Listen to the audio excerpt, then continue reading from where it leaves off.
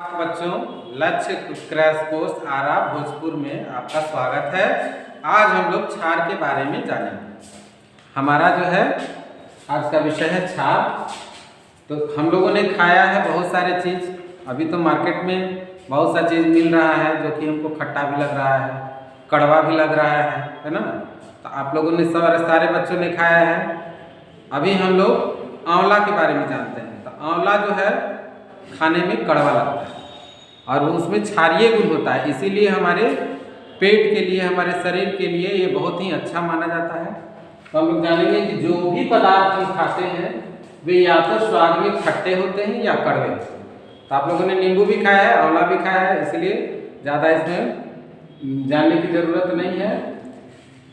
क्षार को हम लोग क्या कहेंगे कि स्वाद में कड़वे होते हैं। उसका उदाहरण हो गया आंवला साबुन। नहाते समय माँ छोटे छोटे बच्चों को नहलाती है तो सर में साबुन लगाती है, देखिएगा कि मुंह में भी चला गया तो बच्चा को कड़वा लगता है, थूक देता है। हम लोग के मुंह में भी कभी कभी चला जाता है। अब जैसे क्षार का परिभाषा, क्षार वैसे पदार्थ होते हैं जिनका जलीय सॉल्यूशन हाइड्रोक्साइड आयन OH- देते हैं। जैसे जितने भी धातु के ऑक्साइड हैं ये हमारे क्या देंगे, जब हम इनको जल में घुलाएंगे तो ये OH- देते हैं। और अधातु के ऑक्साइड क्या देंगे, तो ये हमारा जो है ये अम्लीय होता है। जैसे हमारा CO2 है, कार्बन डाइऑक्साइड, ये अम्लीय होगा। और यहाँ पे देखिए Na2 है, सोडियम ऑक्साइड पानी के साथ रिएक्शन कर रहा है तो NaOH बनाया। यहाँ पे मैग्नीशियम का भी ऑक्साइड लेते हैं तो ये भी हमारा वाटर के साथ रिएक्शन करेगा तो मैग्नीशियम बनाएगा MgOH2। ये भी टूटेगा Mg++ में और OH-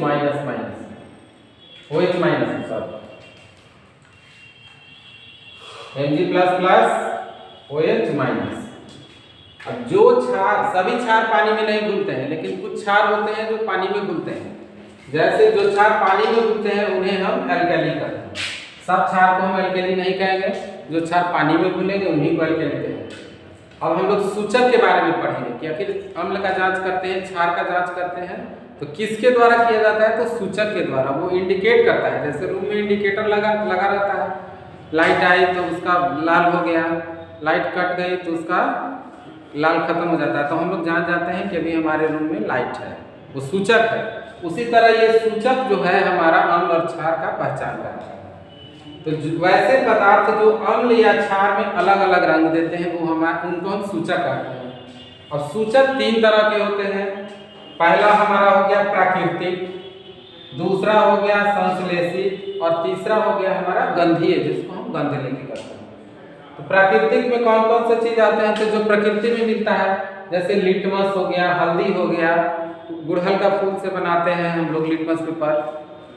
अब कभी देखिएगा कि खाते खाते दाल गिर गई, सब्जी का रस गिर गया और हम लोग उसको क्या करते हैं, पानी से धोते हैं तो उसका कलर नहीं जाएगा। लेकिन जैसे ही हम लोग साबुन लगाते हैं तो हल्दी का कलर क्या होगा, रेड कलर का हो जाता है। दाल वाला जो कलर है वो लाल कलर का होगा। उसके बाद ये जो है संश्लेषित, जिसको हम लैब में बनाते हैं, ये हमारा हो गया मिथाइल। और तीसरा है हमारा ऑल्फैक्टरी, जिसको हम लोग गंध लेके करते हैं। अब हम लोग पहला देखें प्राकृतिक पर, तो क्षार है उसमें रेड लिटमस को डालेंगे तो ये हमारा ब्लू कलर हो जाता है। दूसरा जो है संश्लेषित, जिसको हम प्रयोगशाला में बनाते हैं, जैसे हमारा क्षार में अगर मिथाइल ऑरेंज डालेंगे तो ये येलो कलर का देगा। और क्षार को अगर हम फेनोल्फथलीन के साथ डालते हैं तो ये हमारा पिंक कलर का देता है।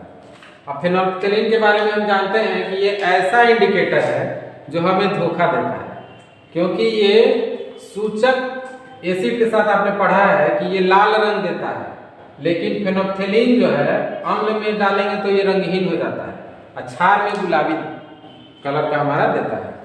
अब तीसरा हमारा जो है गंधीय ऑल्फैक्टरी, तो क्षार में अगर हम लौंग डालते हैं तो लौंग में खुशबू होता है, महकता है दूर से ही कि अच्छा लौंग खा रहे हैं, सबने लौंग खाया या इलायची का। तो जैसे ही हम लोग क्षार में लवंग डालते हैं इसकी खुशबू क्या हो जाती है, खत्म हो जाती है। तो ये अंधे लोग जान जाते हैं, उनके लिए भी इस तरह का टेस्ट कराया जाता है कि वो सूंघ के पहचान जाए कि गंध है कि नहीं है। तो लौंग डाले, गंध खत्म हो गया, पहचान जाएगा कि क्षार है। अब हम लोग पीएच स्केल के बारे में पढ़ेंगे। एग्जाम में हमेशा बोर्ड के एग्जाम में पूछता है पीएच स्केल क्या है। तो P मीन्स पोटेंस होता है, ये जर्मन वर्ड है जिसका मतलब होता है ताकत। इसमें क्या है कि ये H प्लस कॉन्सेंट्रेशन को दर्शाता है। अब यहाँ से देखिए एक हमने स्केल बनाया है, इसका लिया है 0 से 14 तक और बीच में हमारा जो है ये 7 दिखा रहा है।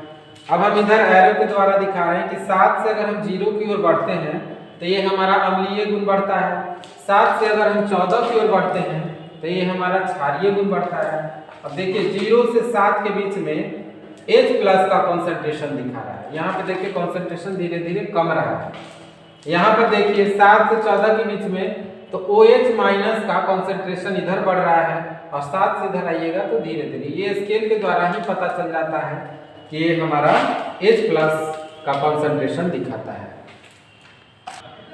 अब हम लोग हमारे बोर्ड एग्जाम में अक्सर क्वेश्चन पूछता है कि पीत रस का पीएच क्या होता है, पानी का पीएच क्या होता है, रक्त का पीएच क्या होता है, NaOH का पीएच क्या होता है, या एसिडिटी को कम करने के लिए हमारे शरीर में अम्लीयता बढ़ जाती है, उसको कम करने के लिए हम लोग क्या लेते हैं।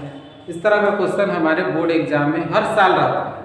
तो इसको हम लोग ने दिखाया है 0 से 14 के बीच में। तो देखिए पीत रस का हमारा जो होता है 1.2, हमारे शरीर में एक अम्ल पाई जाती है हाइड्रोक्लोरिक अम्ल HCl, इसका है 1.2। पानी का है हमारा 7, रक्त का ब्लड का 7.4 होता है। और अगर पीत बढ़ गई शरीर में 1.2 से ज़्यादा हो गया, मतलब कम हो गया, तो हमारे शरीर में एसिडिटी बढ़ जाएगी, पेट में दर्द होगा। तो उसको दर्द को हटाने के लिए हम क्या करते हैं, क्षार लेते हैं, मिल्क ऑफ मैग्नीशिया एसिडिटी, या इनो लेते हैं या डाइजिन लेते हैं। तो जैसे ही डाइजिन को हम लोग पीते हैं तो उसमें क्षार होता है और पेट में अम्ल है, दोनों रिएक्शन करने लगता है। उसके बाद हमारे मुंह से ढकार आता है, वो हमारा क्षार को कम करता है। इसका हमारा होता है 10, मिल्क ऑफ मैग्नीशिया का 10 होता है, और 14 होता है सोडियम हाइड्रोक्साइड का, जिसका उपयोग हम लोग अपमार्जक बनाने के काम में आता है। अब पीएच का हमारा 7.7 से 7.8 के बीच में इसी प्रास पर जितने जीव जंतु हैं सबका काम करता है। अगर इससे कम हो गया तो भी दिक्कत है, ज़्यादा हो गया तो भी दिक्कत है। तो भी देखिए अब हमारे दैनिक जीवन में पीएच का क्या प्रभाव पड़ता है। तो पहला है हमारे पाचन तंत्र पे। अगर हमारे शरीर में पीत रस है उसका 1.2 से अगर कम हो जाए तो भी दिक्कत है, ज़्यादा हो जाएगा तो भी दिक्कत है, क्योंकि भोजन के साथ कुछ बैक्टीरिया अंदर आ जाते हैं। तो उसको मारने के लिए ये हमारा पीत रस जो है वो बहुत ही ज़्यादा कारगर है और वो उस बैक्टीरिया को मार देता है। दूसरा है हमारे दांतों पर। अगर हम कोई भी मीठा खाते हैं, जैसे रात में बच्चे सब दूध पी के सो जाते हैं, तो उससे क्या होता है कि मुंह का पीएच जो है वो उसका कम जाता है, और कम जाता है तो हमारा दंत क्षय होने लगता है। तो दंत क्षय को रोकने के लिए हम लोग क्या करते हैं, पेस्ट यूज करते हैं। पेस्ट हमारा क्षारीय होता है, कड़वा लगता है। तो मुंह में अम्ल है और पेस्ट में क्षार है, अम्ल और क्षार से रिएक्शन होता है तो हमारा दांत को क्या करता है, वो न्यूट्रलाइजेशन रिएक्शन है, हमारा दांत जो है सड़ने से बच जाता है। तो रात में जब भी हम दूध पिएंगे तो उसके बाद हम कुल्ला कर लेंगे। मिठाई खाते हैं, चॉकलेट खाते हैं या चाय पीते हैं, उसके बाद हम लोग दांतों को धोते नहीं हैं। भोजन करने के बाद दांत में कुछ बैक्टीरिया या भोजन का टुकड़ा भी दांत में रह जाता है, जिसके कारण हमारे मुंह में एसिडिटी बढ़ जाती है और हमारा दांत सड़ने लगता है। तीसरा है स्वयं सुरक्षा। बहुत सारे जानवर हैं जैसे चींटी, कभी आपको चीनी लिए हैं, चींटी काट दी होगी, या हड्डा है, मधुमक्खी है, काट देता है। उसको लगता है कि अब इससे हमको डर है, तो सुरक्षा करने के लिए जैसे ही डंक मारेगा वो आपके शरीर में अम्ल छोड़ देगा। अम्ल छोड़ देगा तो जलन होने लगता है, तो उसका क्या उपाय करेंगे, कुछ क्षार लगा देंगे, खाने वाला सोडा वगैरह, तो वहाँ पे रिएक्शन होता है। अम्ल और क्षार के बीच में हमारा जलन कम हो जाता है। और एक नेटल पौधा होता है, वो भी क्या है, उसको टच करने के बाद हमारे हाथों में पैरों में जलन होने लगता है। उसी के बगल में एक और झाड़िए पौधा होता है जो कि उसमें क्षार होता है। तो प्रकृति हर चीज़ दिया है। अब हम पीएच ऑफ लवण के बारे में जानेंगे कि लवण का पीएच क्या है। तो जितने भी इनऑर्गेनिक अम्ल हैं जिसमें भी हाइड्रोजन लगा है, जैसे हमारा HCl हो गया, HNO3 हो गया, H3PO4 हो गया, H2SO4, ये स्ट्रॉन्ग अम्ल है। और ये हमारा है NaOH और KOH, ये हमारा स्ट्रॉन्ग क्षार है। अब देखिए सोडियम क्लोराइड खाने वाला नमक है, इसको हम पानी में घोलते हैं।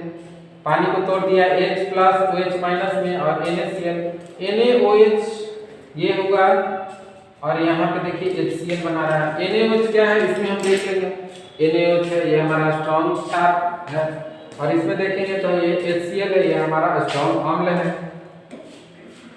ये अम्ल हो गया, ये क्षार हो गया और दोनों का रिएक्शन होगा तो ये हमारा बना NaCl बना और प्लस H2O बनेगा। तो इसका हमारा pH कितना होगा, इसका pH होगा 7 क्योंकि ये स्ट्रॉन्ग है। अब इसमें देखिए सोडियम कार्बोनेट Na2CO3, इसको भी पानी में घोलते हैं तो Na2CO3 यह पानी को तोड़ दिया H और OH में, तो यहाँ देखिए NaOH बनाया और ये हमारा H2CO3। इसमें देखेंगे कि हमारा NaOH है स्ट्रॉन्ग क्षार है और H2CO3 इसमें नहीं है, ये हमारा वीक है, कमजोर अम्ल है। तो इसका क्या होगा, स्ट्रॉन्ग क्षार है, इसका मोर देन 7 pH होगा। ये स्ट्रॉन्ग क्षार है तो क्षार का 7 से 14 के बीच में होगा, तो इसका मोर देन 7 होगा। यहाँ पे देखिए कॉपर सल्फेट है, इसको पानी में घोलते हैं तो पानी को थोड़ा H प्लस OH माइनस में, तो ये देखिए CuOH और ये हमारा H2SO4। यहाँ पे हो गया कॉपर हाइड्रोक्साइड CuSO4 और ये H2SO4, इसको हम बनाया तो कॉपर हाइड्रोक्साइड हो गया प्लस H2SO4, है ना। तो ये देखिए H2SO4 इसमें हम देखेंगे तो ये हमारा स्ट्रॉन्ग अम्ल है और ये वीक है, तो इसका लेस देन 7 होगा, 7 से कम इसका होगा pH ऑफ फ्लावन। इस तरह से हम निकाल लेंगे। हम और आगे क्लास में सॉल्ट के बारे में पढ़ेंगे।